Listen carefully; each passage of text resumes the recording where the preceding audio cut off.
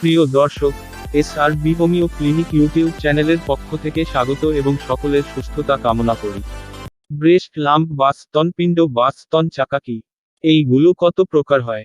এইগুলোর লক্ষণ কি কি? এই সকল বিষয় নিয়ে ভিডিওটিতে সংক্ষেপে বলা হয়েছে। শেষ পর্যন্ত দেখতে থাকুন।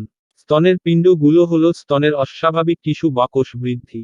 এগুলো গোল অথবা অসমান, যন্ত্রণাহীন অথবা যন্ত্রণাদায়ক, ক্ষতসহ বা ছাড়া, নরম অথবা শক্ত, এবং ক্যান্সারযুক্ত অথবা ক্যান্সারযুক্ত হতে পারে। অনেক স্তনপিণ্ড ক্ষতিকারক নয়।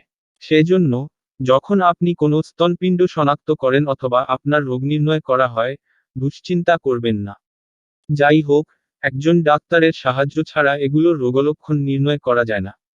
অতএব, যখনই আপনি আপনার স্তনে কোনো পিণ্ড সন্দেহ করবেন, চিকিৎসাগত সাহায্য চাওয়ার জন্য আপনার কখনো দেরি করা উচিত নয়।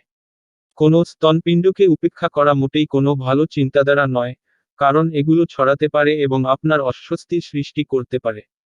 যদি চিকিৎসা না করে ফেলে রাখা হয়, এগুলো গুরুতর জটিলতা সৃষ্টি করতে পারে এবং আপনাকে হয়তো আপনার স্তন বাদ দিতে হতে পারে। ক্যান্সারযুক্ত স্তনপিণ্ড বা নন ক্যান্সারাস ব্রেস্ট লাম্প। ক্যান্সারযুক্ত স্তনপিণ্ডগুলো হলো স্তনগুলিতে সেই সমস্ত অস্বাভাবিক বৃদ্ধি যেগুলোর ক্যান্সার বা কর্কট রোগের কোষ থাকে না। এগুলো স্তন টিস্যু বা কোষগুলির বাইরে ছড়ায় না এবং জীবন সংশয়কারী নয়। তাই এই ধরনের পিণ্ড দেখা দিলে বেশি দুশ্চিন্তা করবেন না। এই ধরনের স্তনপিণ্ডগুলির মধ্যে হল 1. ফাইব্রোঅ্যাডেনোমা। এটা হলো সবচেয়ে পরিচিত স্তনপিণ্ড। একটা ফাইব্রোঅ্যাডেনোমায় স্তনের তন্তুময় এবং গ্রন্থিময় উভয় কোষগুলির একটা অস্বাভাবিক বৃদ্ধি হয়। এই পিণ্ডগুলো সাধারণত নরম থেকে শক্ত হয় এবং স্তনে চলনশীল হয়। এগুলো স্তনকোষের চারপাশে স্থির থাকে না। 2. সিস্ট। সিস্টগুলো হলো নরম, তরল, ভরা ক্ষুদ্র থলি সদৃশ্য বৃদ্ধি, যেগুলো চেহারায় বেশিরভাগ গোল হয়। এগুলো স্তনগুলিতে সামান্য ব্যথা সৃষ্টি করতে পারে। 3. ফাইব্রোসিস্টিক রোগ।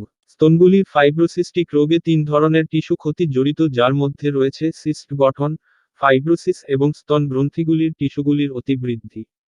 4. স্ফীতি বা ফোড়া। স্তনে কোনো সংক্রমণের কারণে স্ফীতি বা ফোড়া হয়। এগুলো কখনো কখনো স্তনত্বকে ক্ষতের সাথে যুক্ত থাকে। এগুলো যন্ত্রণাদায়ক এবং অস্বস্তিকর।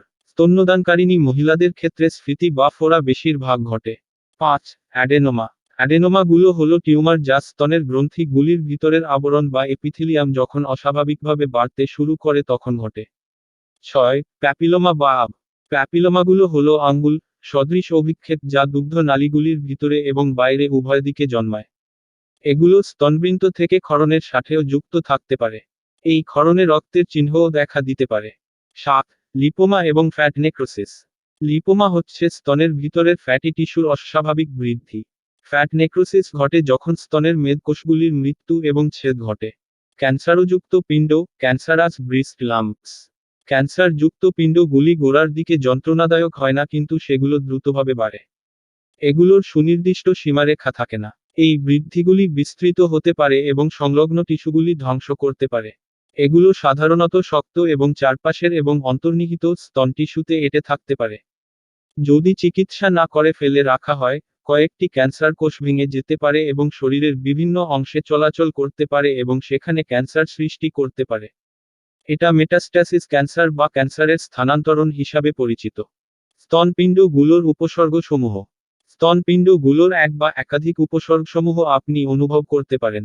যেমন: 1. স্তনগুলোর কোনো একটার অন্যটার তুলনায় হঠাৎ পরিবর্ধন। 2. স্তনবৃন্তের চারপাশের এবং স্তন এলাকার ত্বকের কমলালেবুর খোসার মতো চেহারা। 3. এক বা উভয় স্তনবৃন্তের অবস্থানে একটা অস্বাভাবিক বদল। 4. স্তনবৃন্তগুলো থেকে ক্ষরণ যা জলপূর্ণ, সাদাটে হলুদ, সবুজাভ, বাদামি আভাযুক্ত এবং লালচে হতে পারে। লালচে ক্ষরণগুলি প্রায়শ প্রকৃতিতে রক্তবৎ হয় এবং একজন ডাক্তারকে তৎক্ষণাৎ জানানো উচিত। 5. এক বা উভয় স্তনে স্তন টিস্যুর একটা টোল অথবা একটা নতি। 6. এক বা উভয় স্তনে আপনি ব্যথা বা ভারীভাব অনুভব করতে পারেন। 7. ওজন হ্রাস অথবা ক্ষুধা হ্রাস। 8. আপনার স্তনে একটা গোলাকার স্তূপ অথবা অসমান নরম থেকে শক্ত পিণ্ডের আকার বা অনুভূতি।